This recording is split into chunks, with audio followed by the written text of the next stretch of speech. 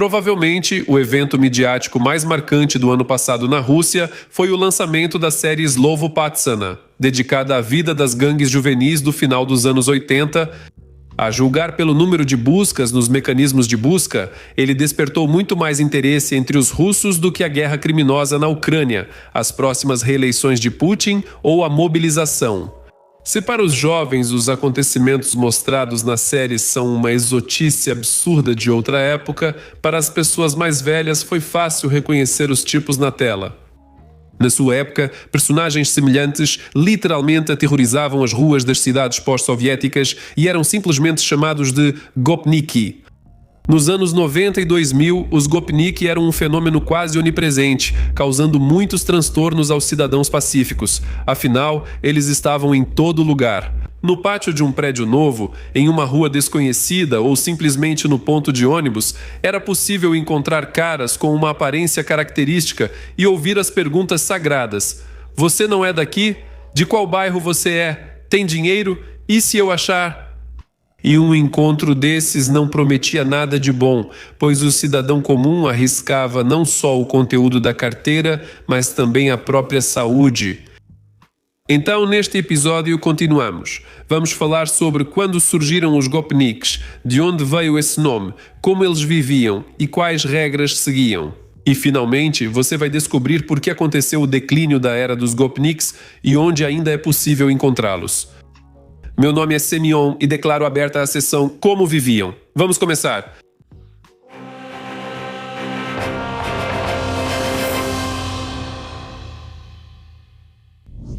Algumas palavras gerais. Gopniks ou Gopis são representantes de uma subcultura juvenil marginal, caracterizados por agressividade, falta de educação, baixo status social, zero tolerância, desprezo acentuado pelas normas éticas e pelos princípios morais geralmente aceitos. Em geral, os Gopniks vêm das periferias das cidades industriais. Na maioria das vezes, eles vêm de famílias pobres e problemáticas. É exatamente por isso que os Gopniks gostam tanto de se afirmar, zombando ou praticando violência contra pessoas de status social mais alto do que o deles. Os Gopniks são a verdadeira infantaria do mundo do crime. Eles se dedicam a extorquir bens e dinheiro dos cidadãos, pequenos golpes e furtos. A atividade favorita desses personagens é espancar transeuntes simplesmente nas ruas. É preciso dizer que nem todos os Gopniks violam a lei, porém a maioria de suas ações se enquadra nos artigos do Código Penal. No mínimo, isso é desordem pública e às vezes crimes mais graves como extorsão, roubos e assaltos. Os Gopniks rejeitam valores morais amplamente aceitos como lealdade, honestidade, educação e compaixão. Em vez de tudo isso, eles têm seu próprio código de honra, baseado nos códigos do mundo do crime. Curiosamente, os Gopniks não suportam representantes de outras subculturas, como motoqueiros, hippies, góticos e rappers. Aliás, os próprios Gopniks nunca se chamam assim, e além disso consideram essa palavra ofensiva quando usada para se referir a eles. Em vez disso, usam os termos patsani, patsanchiki, rebiatoziki. Anatomia do Gopnik. Anatomia. Agora, algumas palavras sobre a aparência dos Gopniks, pois esse tema definitivamente merece atenção. O estilo deles é uma mistura fantástica de mau gosto, ameaça velada aos outros e aquele brilho chamativo típico de todos os marginais. Até andar, os Gopniks fazem diferente das pessoas normais. Movem-se de forma desleixada com andar de lutador e corpo balançando. Os Gopniks também adoram sentar de cócoras. Esse hábito vem das prisões ou de ambientes ligados a elas. Também é comum entre eles o hábito de comer sementes de girassol, cuspindo as cascas na calçada. O principal atributo de qualquer Gopnik que se preze, é claro, é o boina. Esses são frequentemente usados por trabalhadores rurais ou visitantes das repúblicas do sul. No inverno, a cabeça do cara de verdade é protegida por um gorro de lã. Quanto às roupas, é o agasalho chinês mais barato, normalmente com muitas inscrições e marcas estranhas. O clássico que nunca envelhece, é claro, é a jaqueta de couro preta e a calça esportiva, que são muito confortáveis para agachar. Nos anos 90, os sapatos de bico fino eram especialmente populares entre os gopniks. Hoje em dia, além deles, os tênis também estão na moda. E o último acessório para completar o visual são os terços, que o cara de verdade gira habilidosamente nos dedos. De onde vieram os gopniks? Os gopniks sempre existiram na Rússia devido às peculiaridades da cultura, do modo de pensar e também dos costumes prisionais que predominavam nesse território. Só não eram chamados assim. Quanto ao nome, existem várias versões. Já em meados do século XIX, existia o verbo gopat, que significava vagabundear, mendigar. E de vagabundear até se tornar um pequeno criminoso, como dizem, é um passo.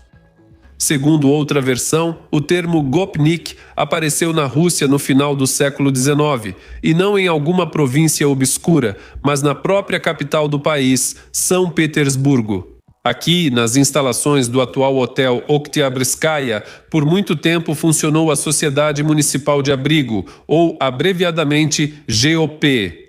Ela se dedicava à reeducação de menores abandonados que cometiam pequenos furtos e assaltos nas ruas da cidade. Os adolescentes problemáticos eram capturados e levados para esse mesmo GOP, onde tentavam colocá-los no caminho certo. É claro que isso não dava muito certo. Os delinquentes juvenis continuavam levando o mesmo estilo de vida, agora incomodando os moradores do centro da capital. Com o tempo, eles passaram a ser chamados de gopniks pelo nome da organização onde viviam. Após a revolução no país, as residências seguiram existindo. O novo governo extinguiu a Sociedade Municipal de Abrigo e criou dormitórios estatais para o proletariado, que, ironicamente, tinham abreviação já conhecida na cidade. O novo escritório também cuidava dos menores abandonados, mas agora não se preocupavam muito com a reeducação deles, acreditando que, sob o poder popular, tudo se resolveria por si só. Para tornar a vida dos moradores locais ainda mais animada, começaram a alojar no GOP também adultos vindos do interior, que vieram para Petersburgo em busca de trabalho, além de moradores de rua e mendigos da cidade.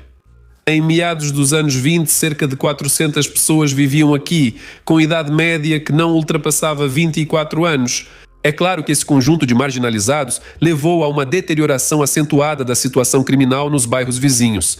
A hospedaria do GOP se transformou em um verdadeiro gueto de bandidos, que os moradores locais faziam de tudo para evitar. Mas isso nem sempre ajudava. Em agosto de 1926, os hóspedes do GOP armaram uma emboscada para uma jovem funcionária de uma fábrica de botões na Avenida Legovsky. Arrastando a moça para um beco próximo, eles a espancaram e estupraram. No entanto, para esses canalhas, isso ainda não foi o bastante. Eles começaram a oferecer a vítima para qualquer um que quisesse por 15 a 20 kopecks. Mais tarde, a vítima contou que pelo menos 30 a 40 pessoas abusaram dela. A polícia prendeu os estupradores rapidamente. 7 deles foram fuzilados. Os demais receberam longas penas de prisão. Esse caso chocante abalou tanto a sociedade soviética que o GOP foi rapidamente fechado e seus moradores foram presos ou dispersados. O termo gopnik entrou no uso popular e permaneceu. Durante todo o período soviético, o problema da criminalidade nas ruas foi bastante grave. A situação era especialmente complicada nos grandes centros industriais e nas regiões onde havia muitos ex-presidiários. Naquela época, nos anos 70, as autoridades conseguiram estabelecer uma ordem relativa. Mesmo assim, as brigas entre bairros continuaram comuns nas grandes cidades da URSS. Os gopniks voltaram a levantar a cabeça no final dos anos 80 durante a perestroika. Os gopniks do período da perestroika herdaram de seus antecessores a paixão por pequenos crimes, especialmente por roubos e assaltos nas ruas. Outra característica marcante dos caras de verdade daquela época era o ódio feroz contra todos os não conformistas, hippies, punks e roqueiros. Gopniks nos anos 90. A hora de glória dos gopniks. Junto com os extorsionários e os novos russos, eles se tornaram um verdadeiro símbolo daquela época. Naquela época, os países pós-soviéticos foram literalmente tomados por uma onda de crime organizado. Os confrontos de bandidos aconteciam diretamente nas ruas. Os chefes do crime e os chamados vori v zakoni dividiam as áreas de influência e seus inúmeros comparsas aterrorizavam os empresários privados. Naquela época era divertido.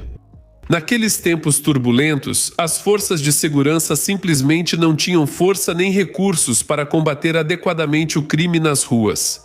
O florescimento da subcultura dos geopniks também foi favorecido por razões sociais e econômicas. A população estava sem dinheiro ou trabalhava por uma ninharia, o que levava à marginalização generalizada, ao aumento do alcoolismo e da dependência química. No final das contas, enquanto as pessoas se matavam em vários empregos ou afogavam as mágoas na vodka, as crianças ficavam por conta própria, sendo educadas pela rua. Há ainda outro motivo para o crescimento dos movimentos GOP nos anos 90? Essa foi a época da romantização do crime, que penetrava ativamente na sociedade através das telas de televisão, livros e artigos de jornal. Os jovens eram os que mais facilmente e rapidamente adotavam a filosofia de vida, as regras e a visão de mundo dos criminosos, usando com prazer as leis dos ladrões como guia para a vida. Por exemplo, foi exatamente nessa época que entre os jovens das ruas virou moda sentar de cócoras, um velho hábito prisional que tinha um sentido prático.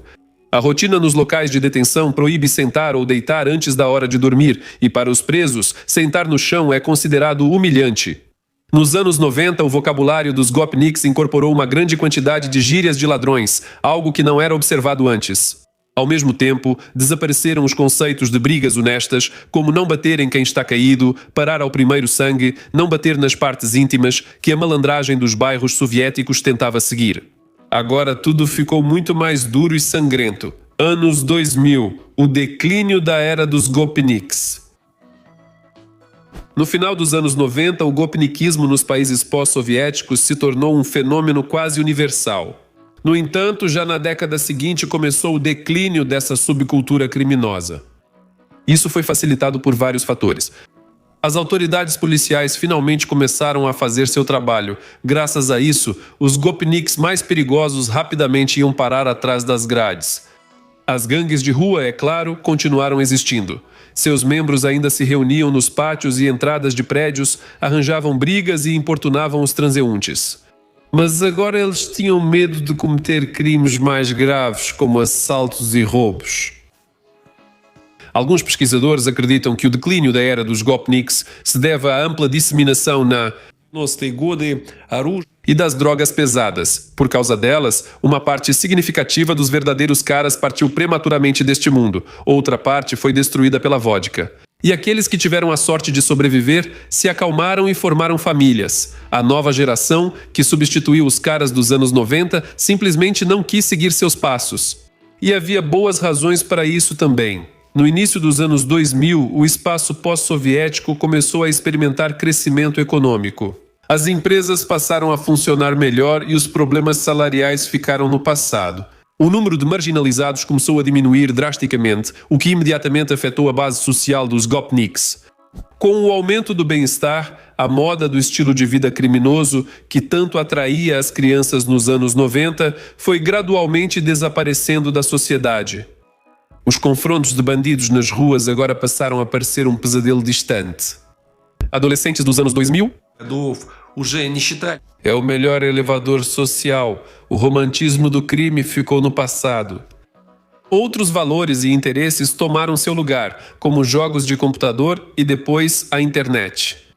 E a chegada dos valores culturais ocidentais fez com que muitos moradores do espaço pós-soviético passassem a odiar a estética grosseira e ignorante dos gopniks.